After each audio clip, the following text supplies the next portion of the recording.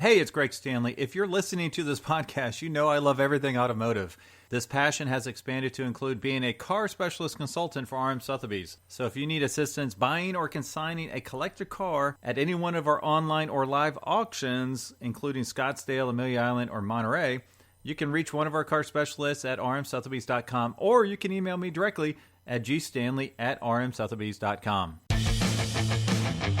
This is the Collector Car Podcast, the home for the auto enthusiast. Join Greg Stanley as he applies over 25 years of insights and analytical experience to the collector car market. He will interview the experts and throw in some fun stuff as well. Hey, it's Greg Stanley with the Collector Car Podcast, the official podcast of RM Sotheby's. I hope all of you are doing well. And before we get to the guys at the Auto Car Club, I do want to review some results from Arizona. Now, if you would like a little bit more in depth, with more than just my perspective, go to the Auto Car Club's podcast where they interviewed me like the day right after the auction. It's called Fuel for Thought, so it's a really great podcast. Great name. Love that title.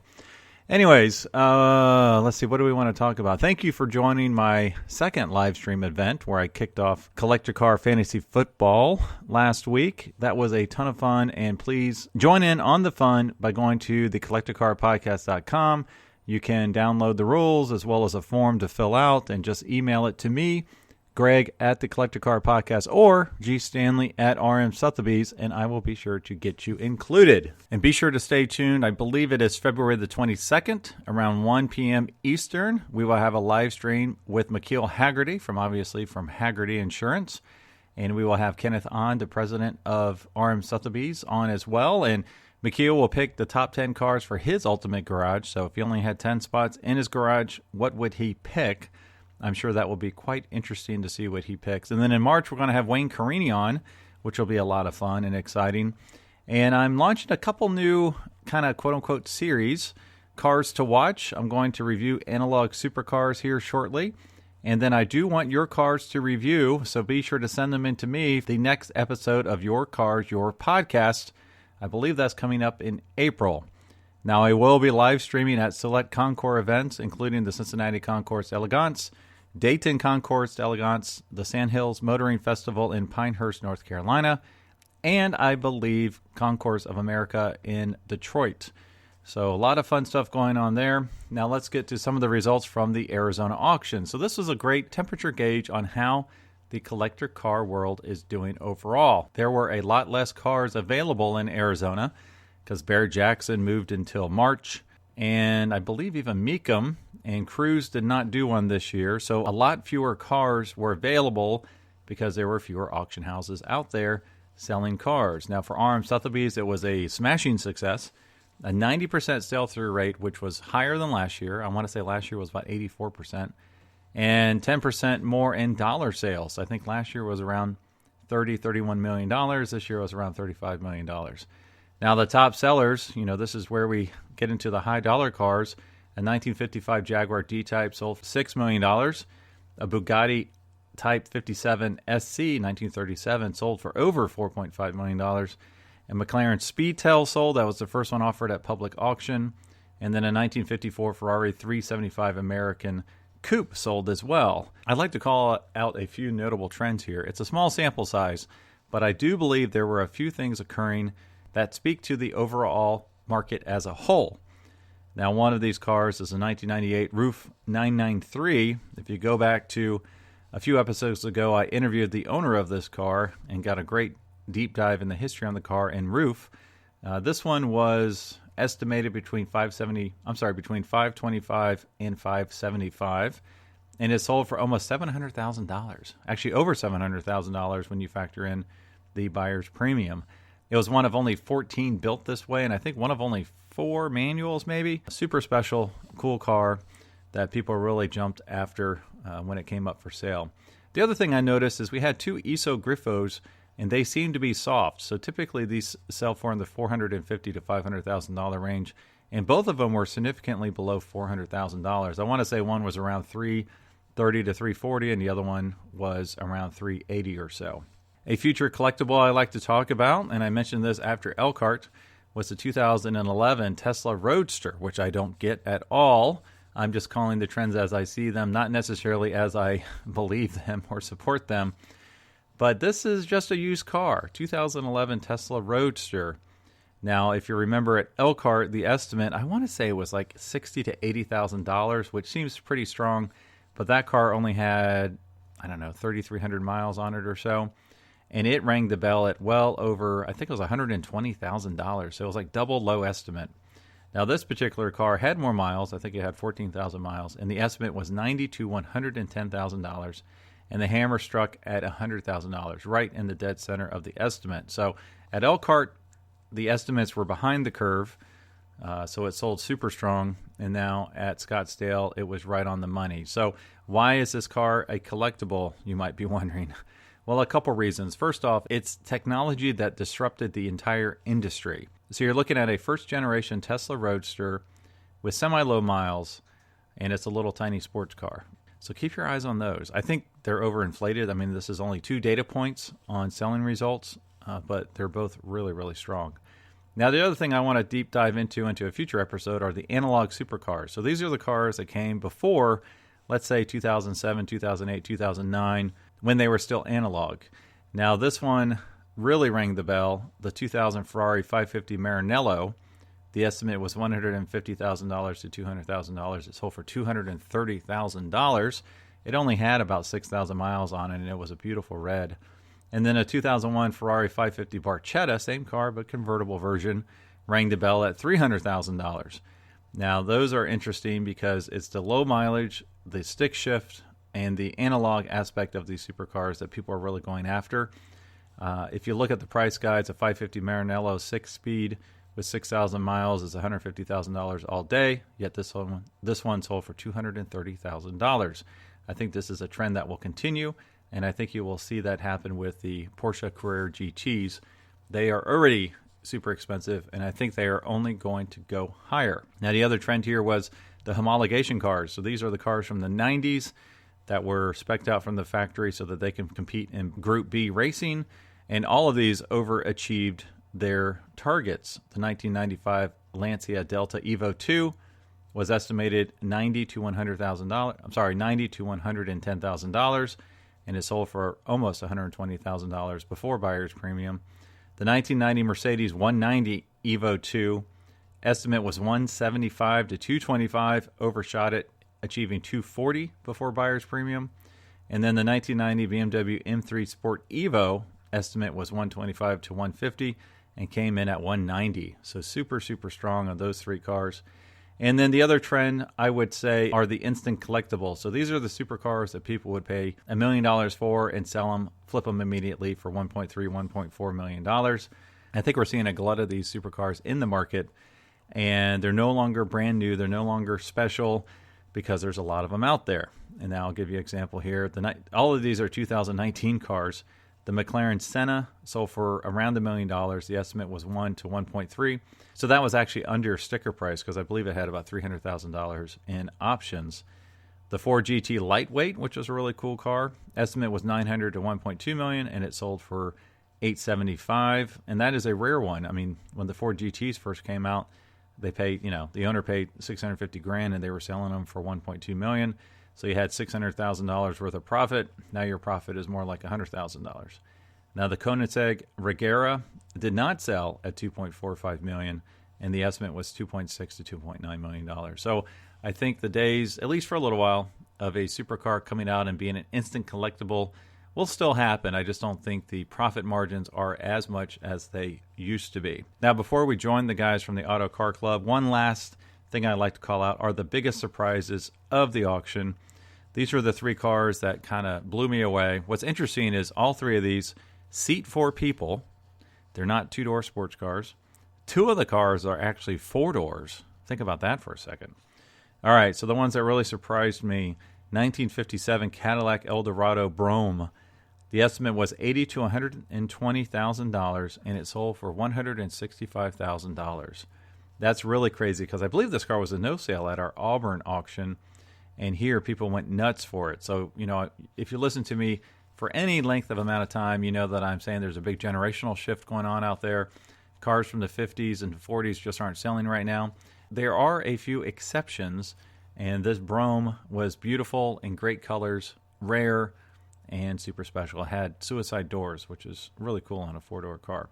The next one that blew me away was a 1965 Rolls-Royce Silver Cloud Drophead Coupe. So this is a four-seater, two-door convertible. Beautiful Rolls-Royce. I think the estimate was a little low on this. The estimate was $200,000 and $250,000. Probably could have added $50,000 to each end of those. And this one sold for $405,000, so over double low estimate. And honestly, I think people thought they might have been able to get a deal on this car, and it just kind of stirred up a frenzy in the auction there. It was pretty interesting because I was asked to come up from bid spotting to man one of the phones because we had so many phone bidders that there weren't enough people to manage it. I think we had about 15 phone bidders.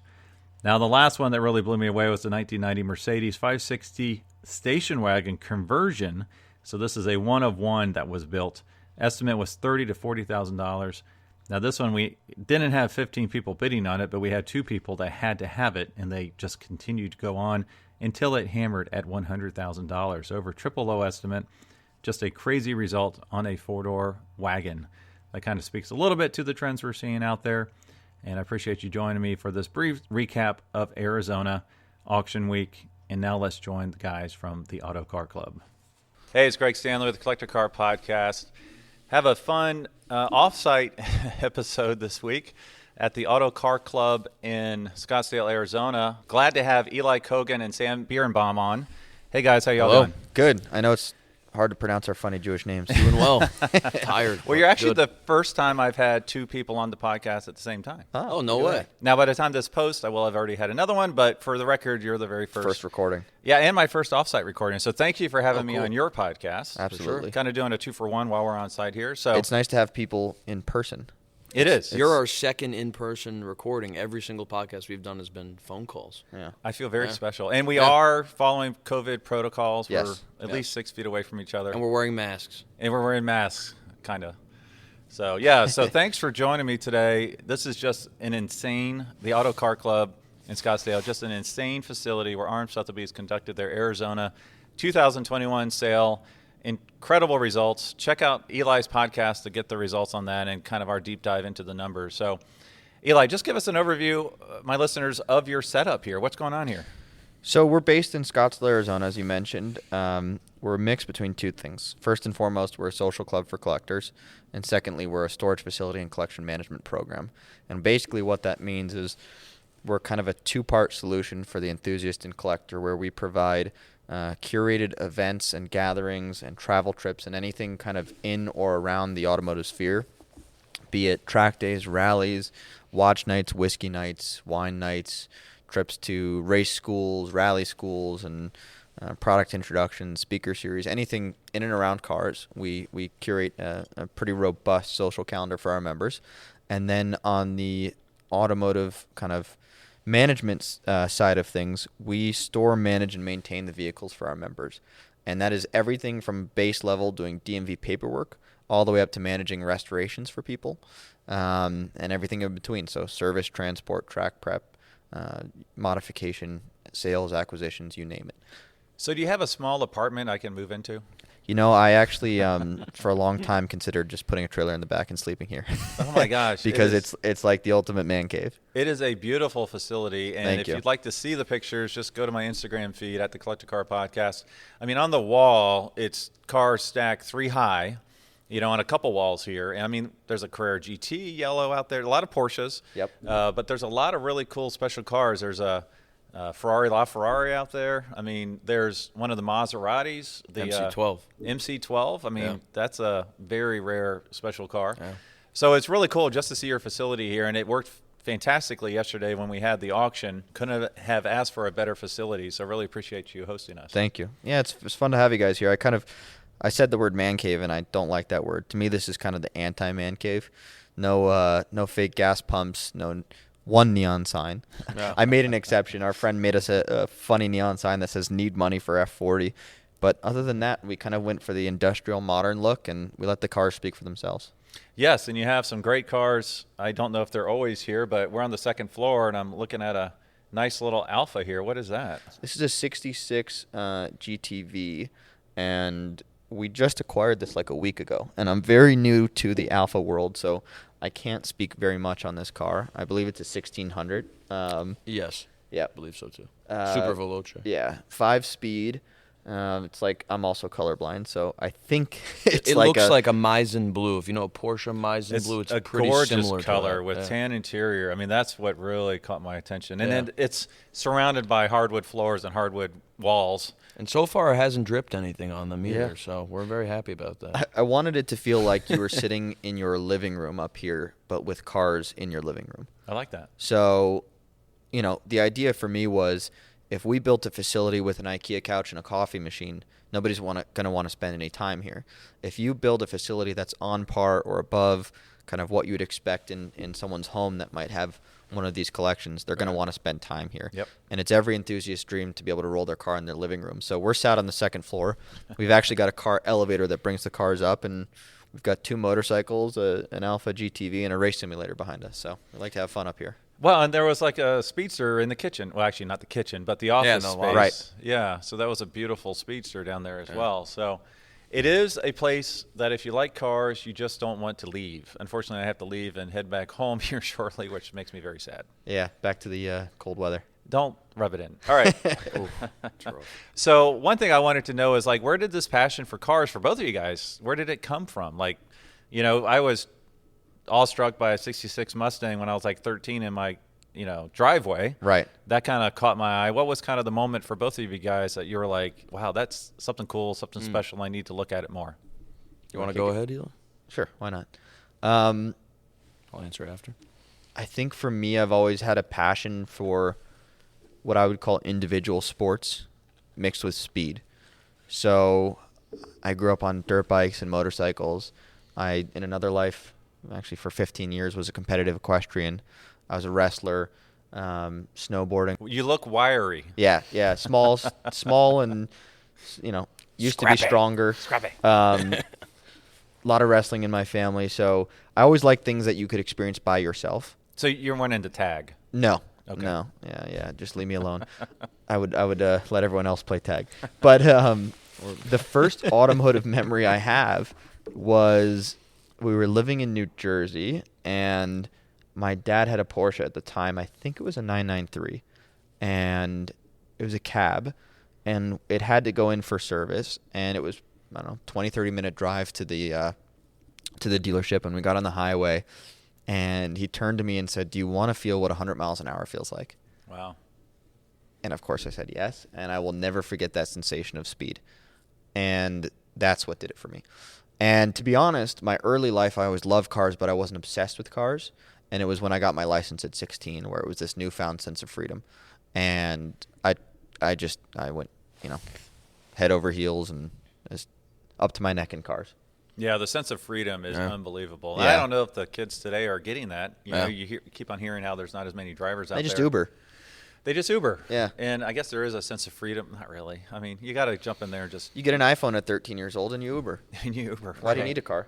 Yeah. I know kids these days who don't get their license. They just don't care. They don't care. They don't even do it. That's blasphemy to me. I know. I'm right there with you. Heresy. Sam, what about you? Yeah. For me, let's see here. I grew up in New York for all of my life. When I was really young, I remember I was obsessed with trains, anything with wheels, planes, trains, cars, automobiles. And I said to my dad, I need to be in the front car of the New York City subway every time I rode the train. Because I had to look out the front. I had to pretend like I was the driver.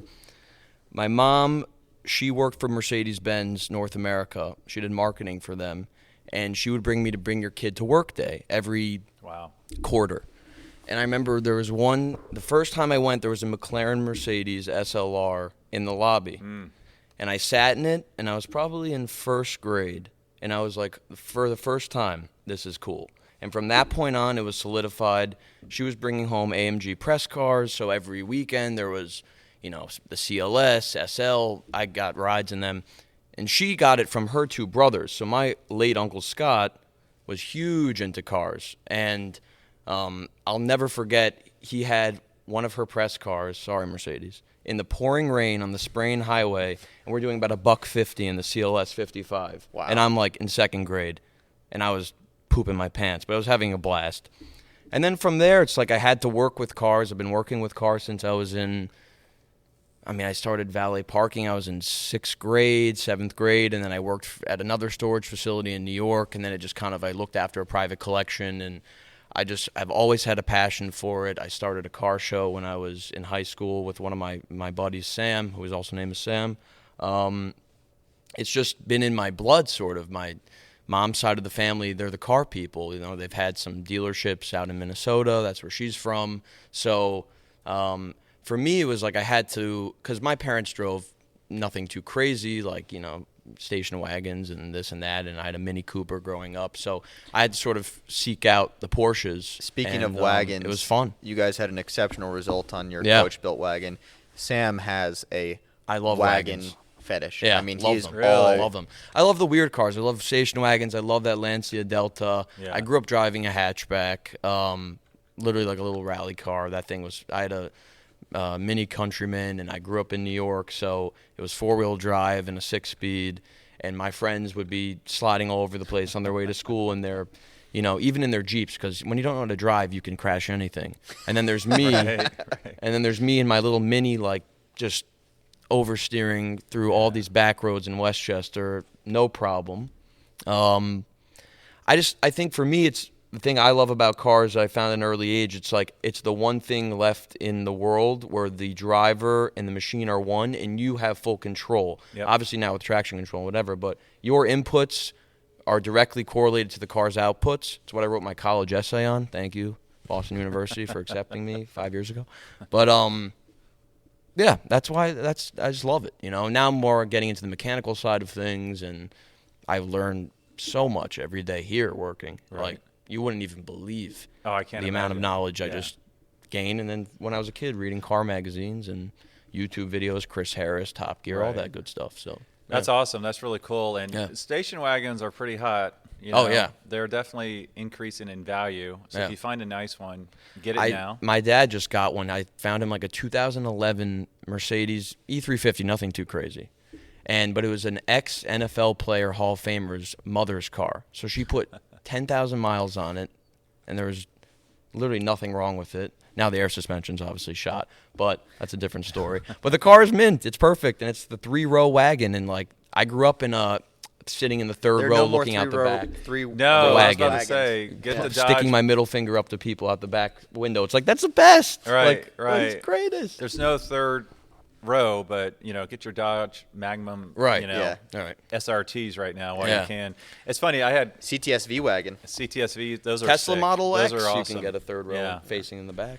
Low key. Oh, okay. Yeah. Well, that's cool. Well, a couple episodes ago, I had our global specialist, Gord Duff, on, and Yeah. he knows everything about every car. You know, he's just a brilliant mind when it comes to cars. Cool. And I asked him my typical questions, and he was right there with the answers. The one question that stumped him, at least for a little while, was, I'll ask both of you this now, Sure. if that's okay. What would you buy for under 30 grand? So much. And tell you right, ironically, so many cars. well, it's easy for you guys. You know, he's surrounded by $1 million cars every Right. day. So Yeah. it stumped him, but then he came up with he wanted a station wagon with the third row seat. Yeah. I'll tell you, E55 wagon. Yeah, right there. There Early. you go. There you go. Yep. Okay, that's a great car. That's probably my pick. E36 M3, Yeah. great car, sub 30 grand. Yeah. yeah. Supercharged John Cooper Works, the first Yeah. edition Yeah. Mini, which are And I'm a cool now. big Chevy truck guy now. Mhm. I love Chevy trucks, and you can get a phenomenal truck for under 30. from, call it the 66 to 72 range, sub 30 grand. Right. For now. So, yeah, for now. Yeah. I mean, you see the K5 Blazers are going through Oh, the it's roof. insane. Yeah, You know, it's insane. the trucks will follow. I find like an E30 325 IS, or honestly all of Eli's answers I completely agree with. Early AMG wagons. Yeah. It's like, what else do you need? What would you buy You under know? 30 grand? Yeah, what's your pick? Oh, come on, guys. I'm the interviewer, not the interviewee. So many good cars, though. The WRXs, we spoke about that Yeah, earlier. WRX would be on my list for sure. Bug eye, you know, cool. You know, hatchback one. I don't know if I could get it for 30. Yeah. I'd go more. Mopars are so incredibly soft right now. Uh-huh. Yeah. One car, A lot of horsepower for the money. Yeah, actually, I can't get it unless it's let's call it a Mopar with needs. Right. I'd get a 70 AAR CUDA Yeah. because That's a they've cool been car. down for like year and a half, 2 years now. Right. And they've bottomed out. Right. The thing that hurts them is the million plus, 1 of 14 convertible 426 convertibles. They Right. took a big hit. Right. And so I'm just like, man, these things have got to be going back up again here soon. So Pulling up, what color would you have? Because I'm looking at photos right now, and they're pink geez, and I'd green. have to have one of the They're crazy, really crazy looking. sublime green, maybe. Look at the pink. They almost made a ruby stone one. Yeah, they got That's a cool. pink. I actually saw a black on black on black, where even the That's hockey cool. stripe was black from the factory. Okay, that's pretty which cool. is That's pretty cool. crazy. So The black on black effect is huge. I mean, you guys sold I can't remember what model it was, but it was like an AMG wagon a few years ago in that one sale where all those cars came from the collection in the warehouse. the Young Timers. The Young collection. Timers Oh, yeah. collection. That's That was sick. those are all the coolest and that wagon cars in did the like world. 300 grand. Yeah, No, I'm not a it big. was a early AMG, like a Yeah. 300T. I'm or not a something. big black car fan. I hate to say it. Yeah. but Yeah, tough to clean. tough to clean. So there's certain cars I definitely want in black. So. Yeah. Sure. All right, well, let me ask you this, guys. Tell us a little bit about what's in your garage. What kind of stuff do you drive on a daily basis? I have a quick and easy answer. Nothing. I don't own one car. Not even a Mini Cooper? Nothing anymore. Totaled that 2 summers ago. Wow. He's got a- Rear-ended someone at 10 miles an hour. I have a Volkswagen Jetta. I have Okay. a company Company car, car. yeah. I don't own one single car. I have the pleasure of driving All the everything cars. in here. Yeah. It's like I don't feel bad for you then. no, don't pity me. But I've been rocking around. Eli's been nice enough. I drive his 78 SC, which is cashmere beige. It's on carburetors now, right? That's got a cool story. That's a great car.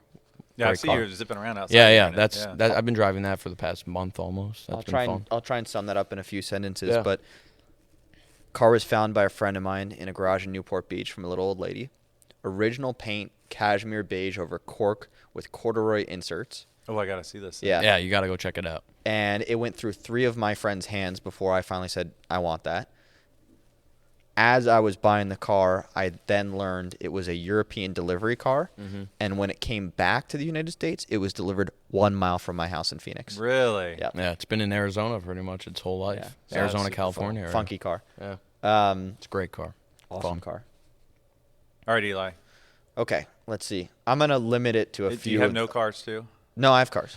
I have if I have any addiction in the world, it's cars. Well, we know about the Alpha. We know about the Speedster. Yeah. Right? And actually, most people don't realize I'm a motorcycle guy more than a car guy. Mm-hmm. So I'll just name 2 of my highlight bikes. Right behind us is a Ducati 996R, which was a homologation bike for World Superbike in 2001. And back when those were new, they were supposed to make 500 of them, and I think about half were supposed to come to the United States. What happened was you had to have an AMA race license to order one of those. So I think something like only 25 of them came to the United States because they were delivered without headlights, taillights, whatever. They'd come in on a bill of sale, an MCO, and you'd take it to the parts department. You say, give me headlights, taillights, and you'd go register it. But I think only 25 came to the U.S. That's one of them. My friend's father bought it new, and he called me a few years ago and said, I have this old Ducati in my garage. You might want it. And I get phone calls like that all the time. And you're like, what do I want a 5-year-old monster for? Right. And it was like a Monday morning, and he's like, yeah, I got this old Ducati. I'm like, oh, come look on Friday. And he goes, yeah, well, it's a 996. I'm like, oh, that's interesting. He goes, it's an R. And I'm like, I'll be there in 20 minutes. And that came home with me. And then on the car side, my favorite car, my dead man's car, which is someone will get it someday when I die, is my Speedster, 56 Speedster. Yep. Restored by Emery, Polo motor, 185 horsepower, just absolute blast to drive. Very fun car. Yep. We've got a matching Emery coupe that he restored for us. One of his special cars, so it has a little more body touches, metal work, and higher horsepower, 265 horsepower, Wow. fuel-injected motor. But lately it's trucks. I really, really, really like old Chevy trucks, and I have 2 that are my favorite, so I'll keep it to those. One is a 66 C10. Mm-hmm. It's that kind of seafoam green color. Oh, yeah. Great color. Original paint, original interior, original wood in the bed, and like 2 owners when I got it. Wow. And I saw it on Craigslist, and I thought to myself, there's no way. And I went and saw it and came home with it. And it's got the big back window. It was factory air truck. It was a V8 truck. It had every kind of luxury option, and you could tell that somebody bought it as their weekend driver. So, Right. when I got it, it had like 70,000 miles on it, and it was just perfect. That's my favorite. And then this is a weird one. Coming up on a year ago, I got a phone call about a truck that it was one of those phone calls where you have like 30 seconds to decide whether or not you want a car. And it was the original Vasek Polak dealership race transporter. Really? Yeah. So it's a 1970 C10 pickup. There's different designations. There was a C10, C20, and C30. Right. The C30 was basically sold as a cab and chassis that people would later customize for farm equipment or RVs or whatever they used them for, but it was the heavy-duty dual rear-wheel truck. This particular one from new was purchased by Vasek Polak dealership, by Vasek himself, and turned into a race transporter. So the chassis was extended, and the back of it, where a bed would be, was basically a wedge shape. So ramps would slide out of the rear, and they'd roll cars up onto it. And that transporter had carried everything from 917s in the Can-Am series to 904s to 908s. It carried the 805, the Porsche 805 race car. I mean, it had everything on it during its period. And it remained with Vasek from 70 to 98 to the day he died. Mm. He then sold it in 98. I hate saying this, for $2,500 Wow. to a guy in Berkeley. He kept it from 98 to 2020, and that's when I got it. And we're now doing kind of a deep historical dive into the truck. We're halfway through a major restoration on it, and we're kind of collecting a huge amalgamation of Vasek history. So we just acquired the Vasek photo and document archive from the dealership, and we're kind of going through and building a history around this truck. And probably by the fall, it'll be at the racetrack. So you need to buy a 917, Right? Yeah. right, and put it, recreate those period photos. Yep. I wish. We'll just borrow one. And throw What's a it on there 917 for today? 5 $20 million. million? Last public one I think was 14. Yeah. But that was Years ago. That was a few. I think 17. So Jeez. yeah, they're up there for sure. So. Yeah. All right. Well, the next question is a tough one. What is on your wish list? Like, what's the next? What are you pursuing? Anything? I am pursuing a couple things. I won't tell you because then I'll jinx it. But I would tell you one that I'm not pursuing that I would love to own someday. Two of them. A Carrera GT, Yep. which we mentioned we love, and an F40. Okay. Yeah. A lot of people don't peg me as a Ferrari guy, and I'm not. But hands down, I'd own an F40 someday if I could. It's just a fancy Alpha. No, I'm kidding. I don't know. I wouldn't go that far. But these days, yes, Ferraris are fancy Alphas in current day. Right. Yeah. Sam? I think I try to stay realistic about what I could attain in the near future. I think I would love a Lancia Delta. I mean, I would love that. I would love a Z3M coupe. Really? Yeah, I would love an E36 M3, a clean one. I would love a 964, something sunroof delete.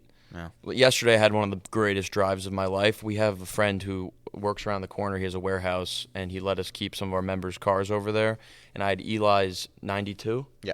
92 slate gray metallic, sunroof delete, Japanese import, 964, and I get to drive it because there's a private airport right here, and there's a jetway right behind his warehouse. And I've always loved 964s. I've had a bunch of miles in them, but this time I really was ripping this thing, and it just completely solidified my, everything I already thought, just turned it up to level 11. And I drove back in here, and Eli's like, "Are you freaking high or something?" I'm like, "I'm just so happy. Like, this car is amazing." I mean, it was fun. So that's definitely on the list. There are cars that do get you high. I love- 65 fastback. Yeah, like, For it's my first fun. drive in a 65 fastback. Yeah. One of our members has a 65 fastback with a 391 Windsor is the designation. Well, 289 was 65 factory. Right, but it's 351s came out in 69. Yeah. 351. So it's modified. Yep. It's got a 5-speed. It's got a big locker rear end. And we took it for a drive, and we're pulling out of the driveway, and he says, this is an old car, I know you're around old cars a lot. You really got to drive it like an old car and really take care of this. And he's kind of playing it down, and he throws it in first gear and drops the clutch and goes sideways out of our entryway, leaves 90 feet of rubber to the first stop sign, and then just continues to do so all the way around the air park. And I then got to do the same thing. I think I was high after that drive. Yeah, it's those types of drives where just like pedal to the metal, Yep. limit of grip, like You know, Yeah. you're not thinking about anything else in the world besides the car, what's in front of you, and just all the sensations, and that to me is the best. So yeah, those are my cars. I like Ferraris more than Eli does. Eli doesn't like them, but like I would personally, I love a manual 430. I think those are unbelievable because that car, it's like you have a transmission that will never outdate itself because a manual's a manual, and then you put it in a package that's somewhat modern feeling. I think that's a fantastic car. I like driver's cars. I think we all do, you know. Manual transmission, no nannies, just you and the road and the vehicle. Right. Yeah. Right. Okay. Well, before I get to my little game, which apparently you know a little bit about, Keep Cash and Crush. Yeah. What is next for the Auto Car Club? Good question. We are always expanding our realm of services. Next up, we look to bring in-house service, kind of both for timing control as well as quality control. We get a lot of cars that need, things that are a half a day fix. Yeah. And we're often at the mercy of vendors waiting for timelines and parts and techs that we like. And, it's hard to get things done on a timely manner in ways that we like. So in-house service department, we're actively looking to pursue that. And I think, honestly, a lot more collaboration between us and RM Sotheby's is on the road ahead. We enjoyed working with you guys, and we've been having some talks with your team, and I think we're going to have some fun in the future. That's awesome. Yeah. Yeah. What's the best way for our listeners to learn more about the club? Our website, OTTO carclub.com, is probably where you can learn the most about the club. And then we're very Instagram, active too. on Instagram. Same thing, Auto Car Club, OTTO, CARCLUB. We post a lot about kind of daily operations here, the fun cars we get to drive, a little bit about some of our members when they want to share, and there's some good eye candy there. So where does the name come from? Good question. Because yesterday when I said it, I said, what's your phone number? I said, Yeah. What's your last name, Otto? Yeah. Like, no, it's not Otto. A lot of people think I'm named Otto, which is it's funny. Yeah, I've heard that before. Yeah. Is the owner's name Otto? Yeah. Yeah, whatever. Eli his name. Otto. I get called Otto all the time. Yeah, sure. But where it came from was when we sat down to do the branding exercise here, we threw like 200 names on a board. But every name we threw on there had some sort of basis behind it. And the reason Otto made it on the board was the inventor of the combustion engine was Nicholas August Otto, who's a German engineer. And I liked it because it was I'm blanking. It's the same forward as it is backwards. Right. So Right. you put it on a window sticker, it looks the same. Race car. It kind of looks like a car with two headlights, the way the word is. Yeah. Yeah. Looks like It's a Jeep. simple, and it's a play on AUTO, Auto. So we picked it for those reasons. We liked the way it looked on branding, but one of the interesting parts about it was it's kind of an homage to his history and him, being the father of our passion here. But a long while after we picked the name, Yeah, this is I'm interesting. doing a deeper dive into his history, and later found out, and this is after we'd put the website up, picked the name, done everything, Nicholas August Otto and I were born on the same day. Really? Yeah, it was meant to be. That's awesome. Well, I'll give you a shout out in a future episode where I should have known the answer to that because I actually have them in my research notes. As I Awesome. am doing 2 episodes on automotive firsts. Right. So everything from the first combustible engine, Right. the first V8, Right. the Cool. first sunroof, and I may have bought off more than I can chew Right. because there's a lot of firsts. Right. But yeah, he's actually in my notes. So I Awesome. think that's a nice little connection there. I like it. That's really cool. Very cool. Awesome. Well, let's get to Keep Cash and Crush. So this is my little painful game. I don't like know this that'll be game. that painful today. I wasn't expecting 2 people I have to do this with. I like this game. So I'm I give excited you for 3 this. cars. You have to pick one to keep forever, Oh, nice. one to cash in, and then one you have to send to the crusher. Okay. I like All how right. you're giving us the cars, so I don't. I'm giving you the cars. Yes. All right. So this is going to be – I'm going to mention cars. We have the results here from yesterday. Yeah. Mhm. So let's see. How should I do this? All right. So, Eli, Yes. yours are going to be my 3 biggest surprises. Okay, I'm going to write them down. The 57 Cadillac Brougham, Is that the Eldorado? the Eldorado Brougham, Yeah. yep.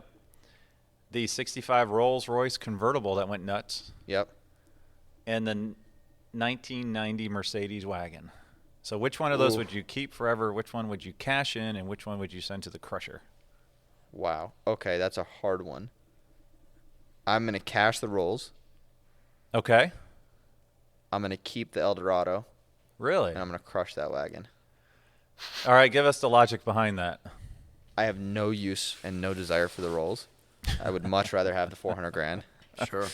And use that to buy some more cars. A race car. I have no interest in the wagon whatsoever. So putting that in the crusher pile, it's less valuable than the rolls. Yep. And the roof on that Cadillac was one of the coolest things I've ever seen. The exposed brushed stainless steel. That was really cool. That was like Rolls Royce. I think that is so cool that I would not be surprised if in one of my near future truck builds that makes an appearance. Oh, awesome. I Well, think that is so cool. what most people don't know about those bromes is, and this one did not have it, unfortunately, but originally they came with shot glasses, like a crystal set. Wow. For the back seat, like a little silver tray. Cool. Yeah. All sorts of stuff. So, Yeah. well, I should have made it harder on you. I almost was going to do a deep dive into Porsches, but I thought, that's too predictable. Let me go with some of the results. That's a good, crushing a Porsche would be a hard one for me. Yeah, I did get Dan Davis, owns the Brumos collection. Yeah. I did get him to crush an air-cooled Porsche. Which Really? 3 cars did you give him? I can't remember. Okay. But it was a 964 that pretty he cool. crushed. Really? All right. So you have to go back and listen. 964 has long been the bastard child. It's a great car. I mean, people didn't care about them. 996s. Well, 996s Still, for sure, but I mean of the air-cooled route. Oh, I gotcha. like 996. People did not like 964s for a very long time. Yeah. There was a time where you could pick up a mint 964 for 10 grand. Right. Yep. Yeah. Good luck with that today. Yeah.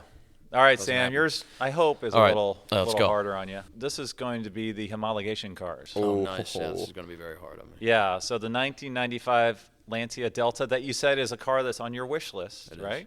So I do feel like good that about car. that, and that's that beautiful blue color.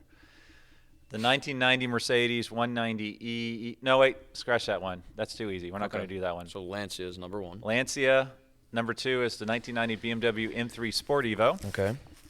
The number 3 is not technically a homologation car, but I'm going to throw in that 560 SEC AMG. Okay. That was my favorite car in the auction. Lancia E30 Besides the and roof. 560. Yeah. Keep, crush, and sell. Keep, cash, and crush. Keep, cash, and crush. I figured the 190 would be too easy to Probably keep. going to cash the M3. Okay. Um, 190K. Okay. Yeah. Just because I feel like I don't need the Evo to get the E30 M3 experience. And also, sell it for 190, 200 grand. Like, that's good cash in your pocket. So this is really interesting, the 2 cars you left, because you're going to have to crush. Right. And I know One which of the she's going cars to crush. one of the cars that's on your wish list. Yeah. Yeah. Now Eli knows what you're going to crush. Are you going to crush? You're going to crush my I think dreams. I'm going to crush the AMG just Yeah. because that Oh. particular one, I just don't think I would get in it all the time. Like, I think that's kind of car, if I drove it for a few drives, You know, I would crushing your boss's get a little bored of it. I might have just Yeah, disowned you. it's all right, Okay. It happens. But I think the 560 SEC, while it looks awesome, I don't think I could see myself getting into that thing every day or however often I would drive it if I owned it and just be like, wow, like I'm having a great time. The Lancia I drove here with the vehicle specialist Barney, and I went around the block, and it was fantastic because these little cars with a little bit of power and a manual transmission, I can just tap into the fun right away, right when I pull out of this driveway. The 560, I'm kind of moping around. I got to find a highway. It's heavy. And personally, it's like and care to disagree, and that's totally fine. But just because a car looks a certain way doesn't mean I'm going to end up keeping it and buying it and loving it. It has to be.